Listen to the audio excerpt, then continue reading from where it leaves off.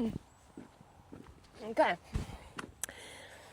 Hello everybody, welcome to the first podcast for the African Safari Collection.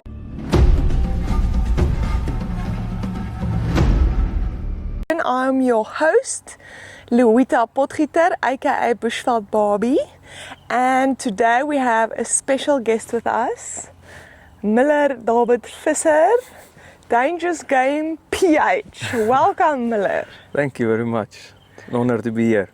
Yes, and you are the main PH, Dangerous Game PH for the African Safari Collection as well, I understand. Yes. Lovely. So tell us where your first love of hunting began. Oh, I don't know, maybe since I was small, because we grew up on the farm in the bush, always hunting with my brother and my father, so I'd say it came from a small age, young age. And as I grew up, I always saw these videos of Mark Solo and those, what's that magazine?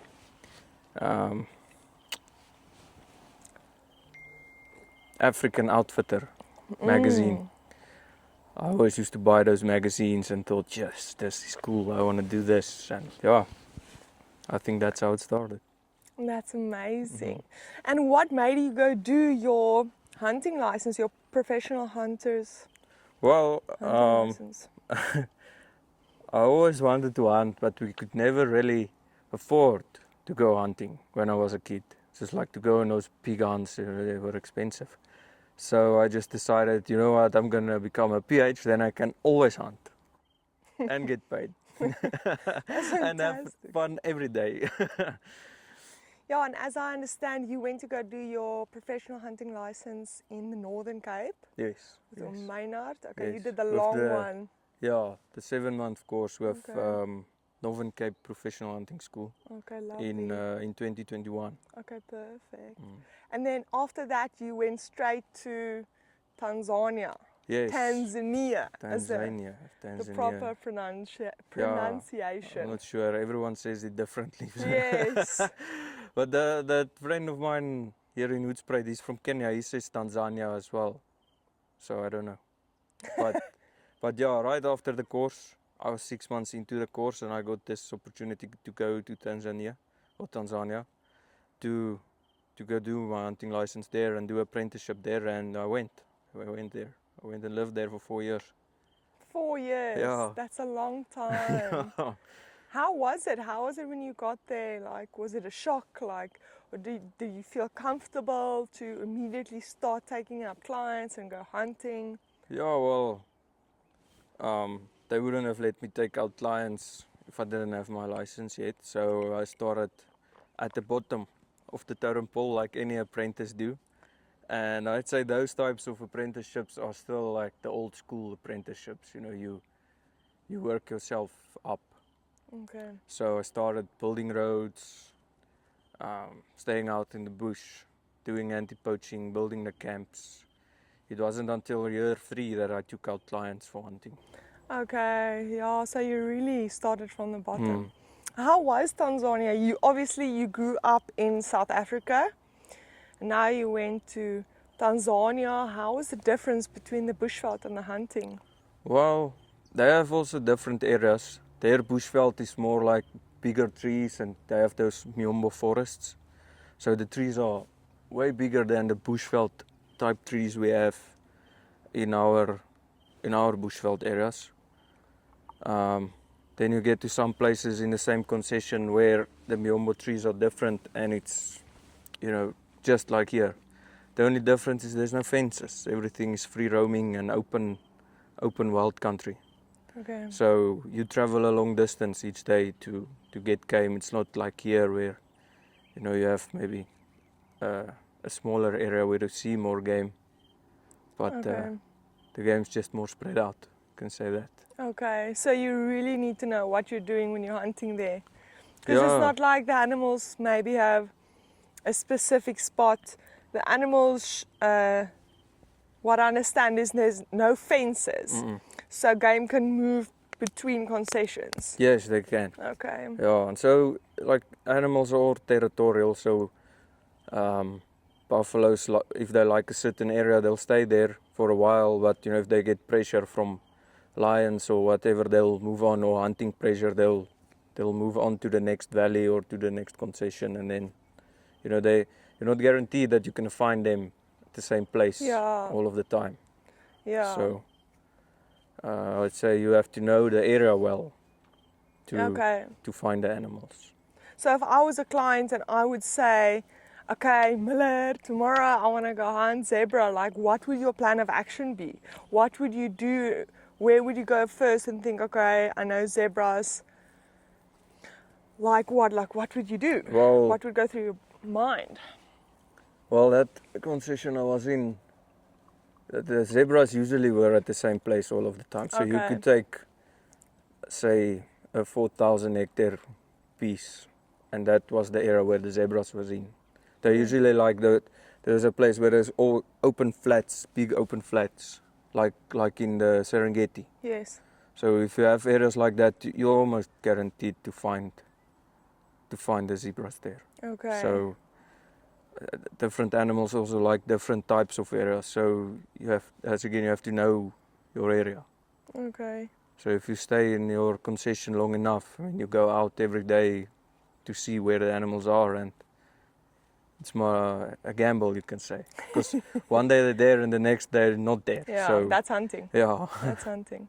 Wow. So you've probably hunted with so many international clients from different countries. Yeah, well, over there, I only did the last 2 years, so not so many, but enough, I would say. But mainly there we hunted with American and Russian clients. Okay. Oh. And how was your experience? Did they all speak English? Or did you ever have clients that, there was a language barrier and Yes. you had problems in the bush explaining to them where the animal was? Yes, so we had a Russian client once that did not speak any English. He had his agent was his translator as well. Oh. So yeah, that's a bit challenging, but we managed to get him a buffalo and a leopard and a lion. Okay, that's good. Okay, and you're back hunting in South Africa now. Yeah, I've been back since 2024. How does End it of feel 2024. to be back? You miss Tanzania? Yeah, I do miss Tanzania. The people there are nice. Miss my trackers that I had there. Mashaka and Molidi, and what was the other one? Julius. They were nice guys. But it's fun. It's nice to be back and hunt on home ground. Always fun to be at home. Explain to us your relationship with the trackers. I know the PHs, they form the most special bonds with the trackers. It's something that, the clients come and go, the outfitters come and go, but the PHs are there with the trackers for the whole time and the whole year. Do you speak Swahili now? Can you? Yeah, well, how is the bit. relationship? I had to learn to speak Swahili because Really? those local guys that lives in the villages around the concessions, they don't speak English. So if you want to communicate with them, you have to speak Swahili. So yeah, they had to teach me Swahili. I don't speak it fluently, but I can understand here and there. And if we walk in the bush hunting, I can understand cues and some phrases that they can understand as well. Because obviously with the accent, it sounds to them like you're speaking alien language. So, but yeah, you do get or build a good bond with them because you are really in the bush with them 24/7. I mean, those 3 guys was with me every day. So, yeah, I wish I could bring them here. Yeah, they become like That'd family. That'd be fun. Yeah, they do become like family. Can you say hello, how are you in Swahili? Yeah, habari yako. Habari yako. Yako. Yako. Yeah. Habari yako. Okay. That's what I say. And we want to go hunt today? Oh. I don't know. It's been a while. Yeah. We'll go visit again. Yeah, we'll have to sharp up Yeah, Swahili. the African Safari Collection has some hunts coming up in Tanzania. Yeah. Be fun. Yeah. Okay, fantastic. And tell me your most interesting hunting story. Most interesting? Yeah. Your best hunting story that you have? Well, there was one where we hunted with American clients, and they had their little boy with them. He was like, I think 10 or 11 years old, and he wanted to shoot something. And we struggled with him because he was kind of scared of the gun. You know, he was still a young boy. So it took us 8 days, or no, it was an 8-day safari, and it took us six days for him to shoot something. So on day number 6, we were driving around, and there was this valley in this one concession where it made like, it follows the mountains and it make these open plains with marshes in them. And there's always warthogs there. And as we were driving, I just see at the corner of my eye, I see a warthog. Okay. Car, stop. Look with my binoculars, I see, no, it's a big one, let's go and see if we can get this lighty to shoot something. So we sneak up to the warthog, and then there was this big patch of reeds, and all of a sudden like 6 or 7 reed buck jump out of this patch of reeds, and there goes the warthog. I'm like, oh. I'm like, no, the warthog didn't like run away, he just trotted off. I'm like, okay, let's just walk a little bit, maybe we see him there in the bush and he can get a shot. And as we were walking about, I'd say maybe 50-60 meters from us, I just see this warthog. He went to sleep next to a tree, and he was just lying there, and all I could see was a tusk and an ear sticking out. That's like from the reflection of the sun. There he is. So check the wind, and we set the lighty up on the sticks, and it took forever for him to shoot. Aww. But I calmed him down, and his hair was like in his eyes the whole time. I take my hat, I put it on his head backwards. I'm like, okay, do you see the ear? Yeah, I see the ear. I'm like, okay, just go just below the ear, because the warthog was laying like broadside to us, so you could see that part of his neck and below his ear pretty well. So okay, just below the ear, shoot him. And he was aiming, and then all of a sudden he shoots that warthog, boom, and boom, the warthog, he didn't even move. He just from sleep to real, forever sleep. So yeah, that was fun. I had to carry the lighty on my back through the mud, and we bring the guys to carry the warthog. It was fun. Oh, that's so sweet. Oh, it's one of those little cigarette camel pack old photos of the guy walking through the water with ivory something like and that, stuff, through that mud marsh, because it was so far going around that we just went straight through it. Oh, that's so lovely. Do you still keep in contact with your clients and these people? Some of them still I still talk to. Yeah, you probably build a relationship, a really close relationship with these people. Yeah, some of the clients you do, they become your friends. That's so nice. I've heard stories of PHs where they say like the clients cry when they have to go home. They really like Africa changes them. Like they fall in love with this place and with the PH. And yeah, that happened to me once. It was. What happened? Well, I was hunting in the Northern Cape for Marek safaris, or not Marek, Origin safaris, I think. Okay. Is the name. And we had these Danish clients that brought his son and his little daughter to hunt. The daughter was also, she was young, I think 8 or 9 years old. And we had a blast. We hunted a lot of animals. We had lots of fun. And at the day I took them to the airport, all of them cried. Oh, my heart.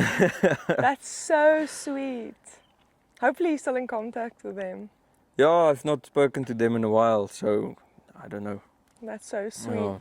And let's talk a little bit about dangerous game. Dangerous game hunting. The real stuff, African hunting. Exciting hunts. Yeah. Tell us your most exciting dangerous game hunt story. Well, Mr. Visser. Well, I was in Tanzania, and we had the a Russian client that he wanted to shoot or hunt a leopard and a lion. So he told us that we have to pre-bait 10 days before he comes. Okay. And so that's nice. So then he sends us, or they pay extra for a extra license, a hunting license, and then we get to, we go out and hunt bait to bait for the leopard and the lion. So that's when I shot my first buffalo as well. And the PH that was with me, Martin Hopley, he works with Michelle Mantiakis. That was the outfitter I worked with at that time, or for at that time. Okay. And I told him, hey, you've shot a lot of buffalo, and I've never shot a buffalo before. I also want to shoot a buffalo. He looks at me, he's like, you can shoot all of the buffalo that we're supposed to shoot. Yes. So we drive around and we find these two Dago boys together, and we start stalking them, and we got to about 80 meters, and they saw us because they were in a burnt area, and we came like out of the bush into the burnt area, so it's now open, and they saw us, and they stood up and looked at us. They look at you with their heads up like this. Okay. And he elbows me like this. You see that one? I'm like, yeah, I see the left one. I'm like, yes. He's like, shoot it. I'm like, okay. And I shoot it, and I shot a little bit high here in the neck because he was facing us. I was going for a frontal chest shot. So I shot him a little bit high in the neck, and he ran off. Both of them ran off. I'm like, oh shit, now we have a problem. And we were only finding a little bit of blood every 200 meters. But anyway, we walk and about, I don't know, kilometer and a half. That one tracker is like, wait. So they went into this thick, almost like a sickle bush. Like you can barely see through it, but on the inside it makes like a place where they can, where they hide. Yes. And the only thing the tracker saw was like this, through this little hole in the bush, this buffalo laying there. Oh yes. And Martin, he shoots through the bush, he shoots the one laying down because you don't know if this thing is alive or dead or whatever. And he shoots it 2 times, and when his second shot went off, it sounded like the bush around us came to life.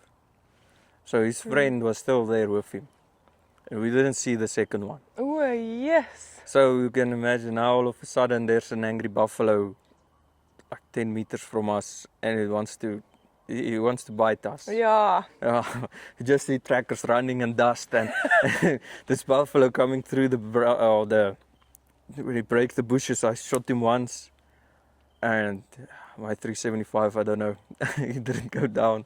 So I shot him again, and the Martin shot him again from the side, and then only he started to, get a little bit weaker, and as he turned and ran away, me and Martin shot him both again. And then only then he went and he went down. So yeah, that was Quite exciting. The buffalo hunt. For the what first an one, introduction, yeah. Jeez. So yeah, I've been lucky. When I was in Tanzania, I got to hunt special animals there. That's so cool. Is there anything you hunted there that we don't have here in South Africa? Yeah, I hunted a topi and the Fassa waterbuck. Okay. And what else? No, that's the only things I've hunted that we don't have here. Yeah, that buffalo story makes me think about calibers. Your 375. Yeah. Talk to us about what your advice is for clients that want to come hunt dangerous game in South Africa. What caliber should they bring? Well, I always say to clients, bring what you have. So if you have a 375 and you want to hunt dangerous game, bring it, because it's more than enough to kill a buffalo. With the right bullets and the right setup of bullets, then you can't go wrong with a 375. Yeah. So for a client, I'd say that's more than enough. And if he has a 416 or something bigger, he doesn't have to go and buy a 375 now just because I say so. Bring your 416 or bring your 500 or whichever caliber that's suitable for dangerous game that you are comfortable shooting with, bring it. Okay. But I'd say if they don't know what to bring a 375. So if a client wants to go elephant hunting, 375 is... Yeah, 375 with 300 grain solids, no problem. Okay, fantastic. Okay, wow. Yeah, 4 years in Tanzania, that's quite amazing. Yeah, that was fun. Yeah, but you're the main PH now at the African Safari Collection. Yeah, that's going to be fun. PH staff. Something new that's coming up. Yeah, that's going to be really cool. Looking forward to all the hunts we're going to do with them. I have some specific questions I have for you. I wrote them down. Okay. Let me just quickly get them. Yeah, what's the closest you ever came to dying in the bushveld? Probably that buffalo story I just told you. The buffalo story. Okay. And have you ever had to hunt like problematic animals? Animals that make problems in the villages, that attack people, that like whatever. Yeah, so... Have you had an encounter like that? Yeah, I have. Unfortunately, I was in, what's that concession's name? Ugala East in Tanzania. So we were hunting with an American client and we were looking for hippo. And as we were on the river, up and down the river, we find this guy, this fisherman in complete distress, He's like, we must help him that a crocodile just attacked them on their boat. And his friend got taken by the crocodile. And we must come and we must shoot the crocodile. I'm like, shit, okay. And now also Martin was with me. And he says, yeah, let's go see. And the game, the game scout. He also says, yeah, we must go and investigate. So we got there and we find the canoe in half. And there's no sign of the guy. And the game scout says, no, but we have to shoot this crocodile. But you can know it's in a pond with, say, 50 crocodiles. You can't know what are the chances, which one it is that attacked the guy. So what we did is, the client, he wanted to shoot a crocodile anyway. So we told him the story, like, this is the story, there's a man-eater here, and they want us to take care of it too. It's probably going to be a big one. So if you're interested we shoot this one. I'm like, yeah. He's like, yeah, he wants to. So we set up a blind and a bait across the river. And we just waited for the biggest one. Yeah. So there came a lot. There was, like I said, like 50 crocodiles coming and going. And then just all of a sudden there came this massive crocodile. It was over 4 meters. Yeah. And so he shot it, perfect shot, first shot, the crocodile was dead.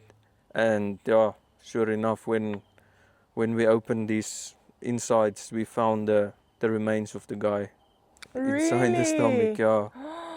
What did you find? Like bones or his whole body? His whole body? Yeah. Inside of the crocodile? Inside of the crocodile. Yeah. What did the client say? At first he was all excited. That must have been really horrible to see. Yeah, it was so nice. At first he was all excited, because we're going to shoot a man-eater, we're going to save the villagers. Yeah, he was all pumped up and excited. Yeah. And then when he saw what was coming out of the crocodile, he went pale. And we was like asking him, hey, you still going to take the trophy home, huh? You hunted this crocodile.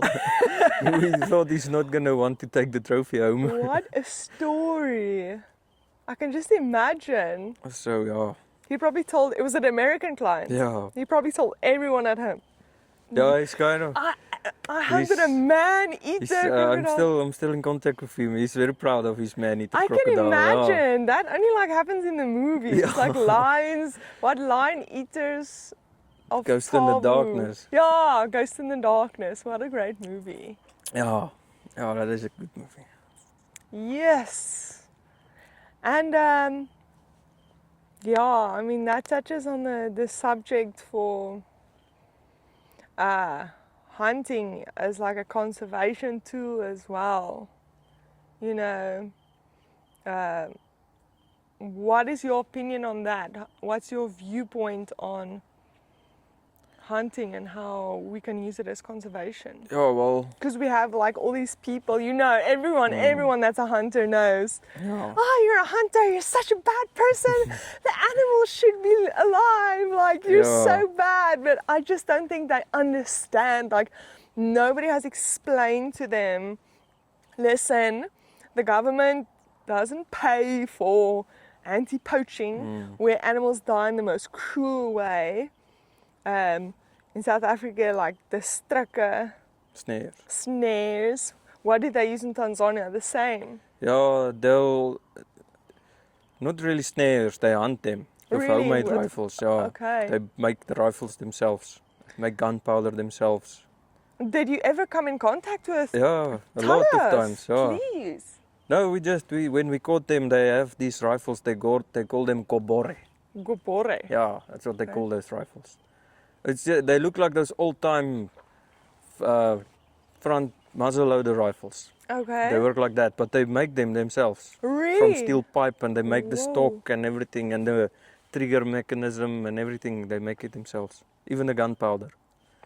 And they put anything down the barrel, What do you mean anything like pieces of steel or pieces of lead that they make themselves. Whatever that fits down there, that's hard enough, they'll use as a bullet. Wow. That's so interesting. So yeah, to come back to your previous question. No, wait. Before you answer that, I'd just like to know, like, did you guys capture them? Yeah, you Really? have to.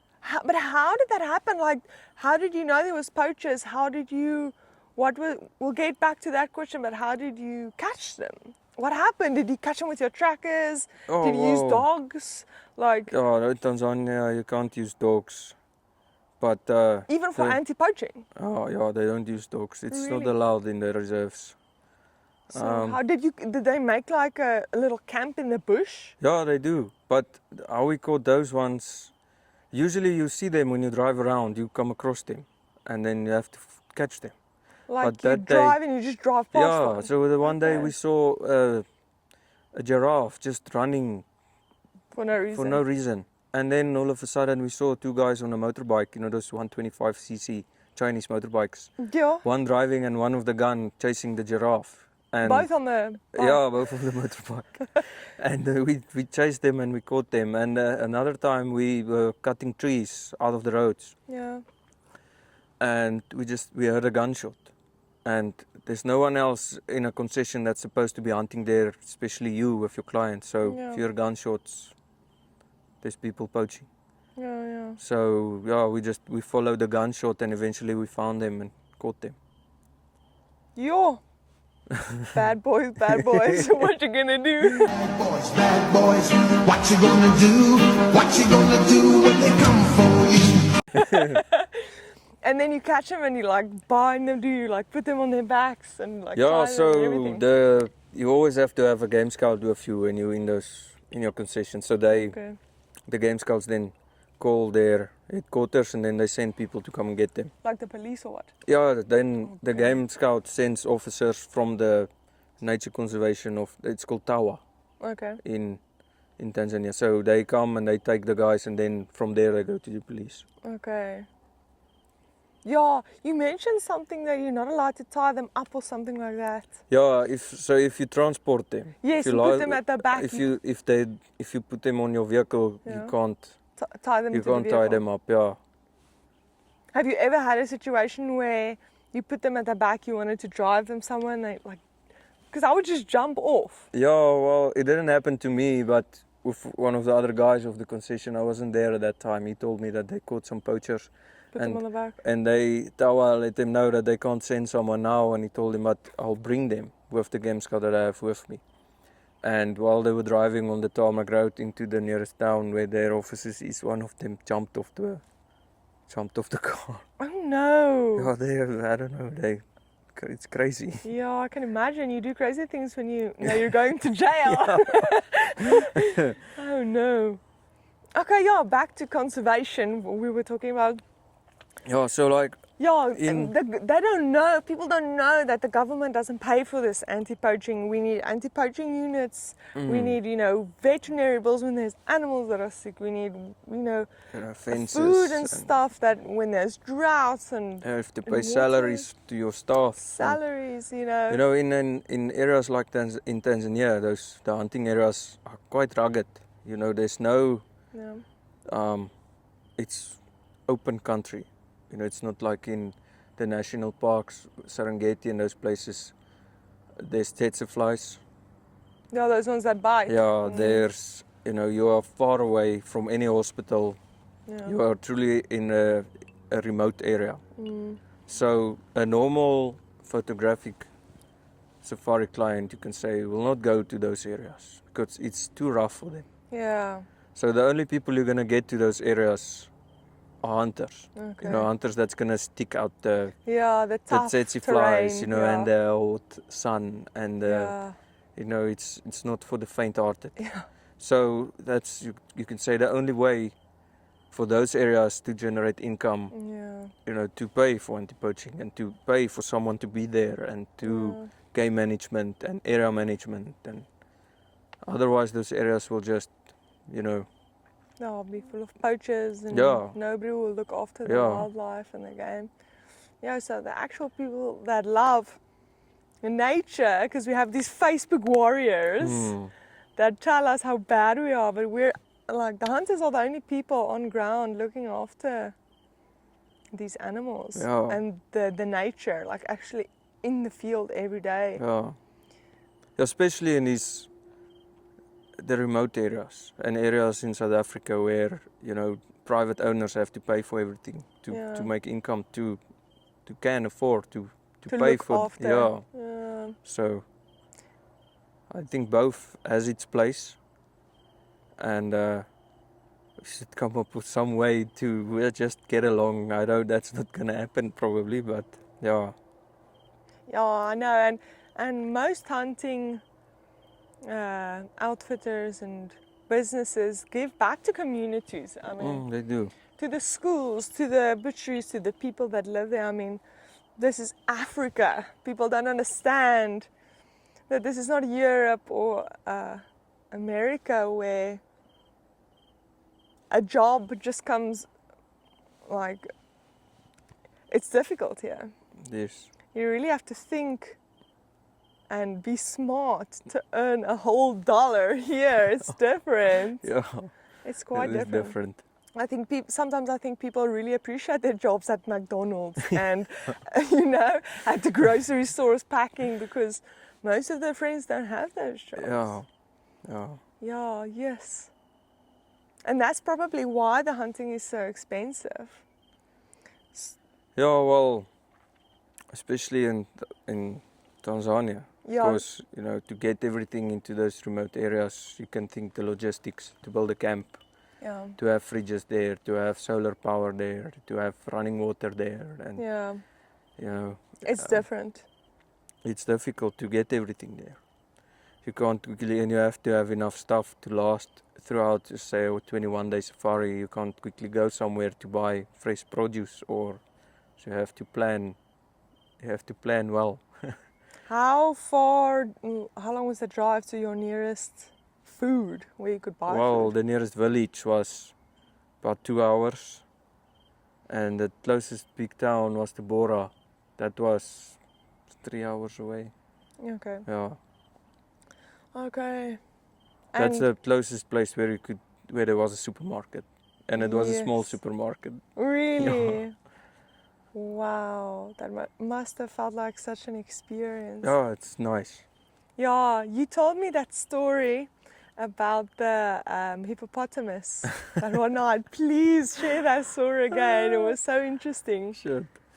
So it was the end of the first year. I was on my way home. So I packed my bags and I got up early that morning. I had to leave like 3 o'clock in the morning to drive back to Dar es Salaam. And the little pathways through the bush, through the tents.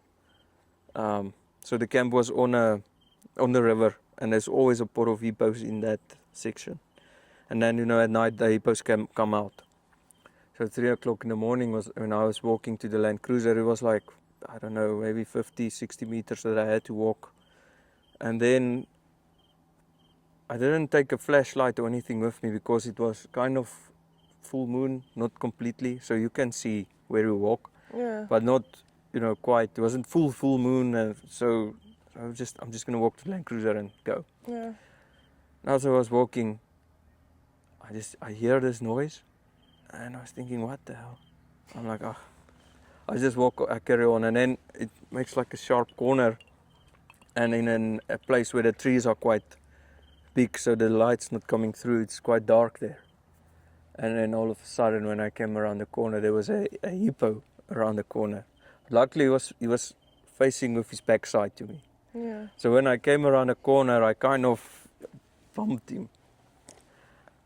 And Like touched skin with him? Yeah, like with my bags and everything, he was like... You bumped him with the bags? Like here, in front of me, when I realized there's something in front of me. Yeah. And it does happen like in seconds, like split seconds. I realized there's a hippo. It's a fucking hippo. And me and the hippo, so the hippo went that way and I just dropped my bags and I ran back to the other way. Like the way I came, I just ran back to the tent was on like a platform. No. I jumped from the bottom onto that platform and I'm sitting there and waiting and listening where the hippo is going. And I hear just bushes crashing and, sound like there's a bulldozer going through the bush and into the water he goes. And I'm like, shit, that was close. And my heart was pounding and I'm like, I'm going to wait until sunrise. And I'm like, no, I can't wait until sunrise. I have to get going now. So luckily my backpack was still on. So I got my flashlight out of my backpack.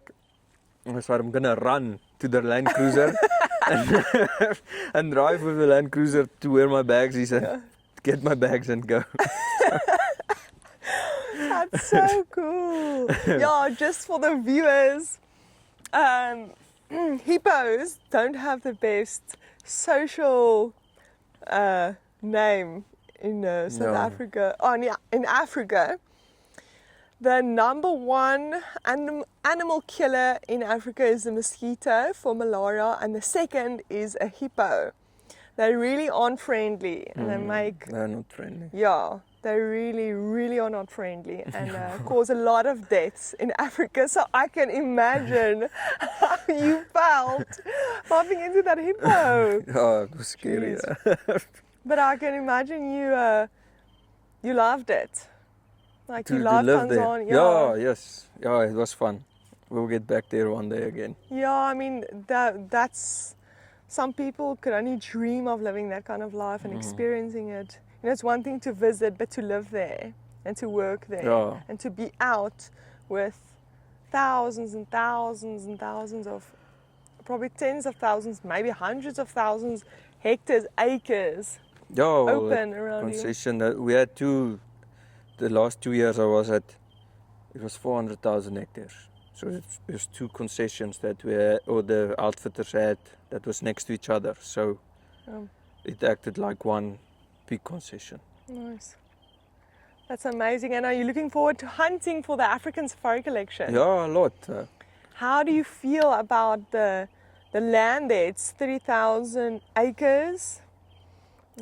What do you think about the lodges? What do you think about the area? Oh, it's great. It's like typical low veld. Some of it is Mupani veld, some of it is normal bush veld that people know. There's mountains. And the lodges are great. I've been there now a couple of times. It's really nice. Which one is your favorite? My favorite, Nzalama. Nzalama, why? Because it's there in that koppies with the rocks and that area there where the bar is of the elephant skull and the hippo skull. That's nice. I like that. I love it. Yeah, I mean, you hunted there. You started the 2026 off with a January hunt. Mm, It was, it was hot. It was hard. Not again. Yes, it was hot. Did you struggle? Because there was so much rain here in January. Yeah, and after This- the rain, this bush, it's so thick, and the sun heat, this low-veld sun can take its toll. Oh, that's amazing. Yeah, well, that's Africa for you. Yeah, But yeah, guys, thanks for watching. Thank you, Muller. Thank you so much for your time. Thank you for coming on the African Safari Collection podcast. oh, my pleasure. Thank you so much, and we look forward to hunting with you this year. Yeah, I'm me sure- too. Me I'm too. sure you're going to have lots of clients, and I'm sure it's going to be so good. Lots of new stories. Yeah, that's the best part, the Yeah. stories and the memories. Yeah. Yeah, and thank you guys for watching. Thank you for your time. And if you want to come hunt in South Africa with the dangerous game professional hunter Muller Visser, then please contact the African Safari Collection so we can book your hunt. Thanks, guys.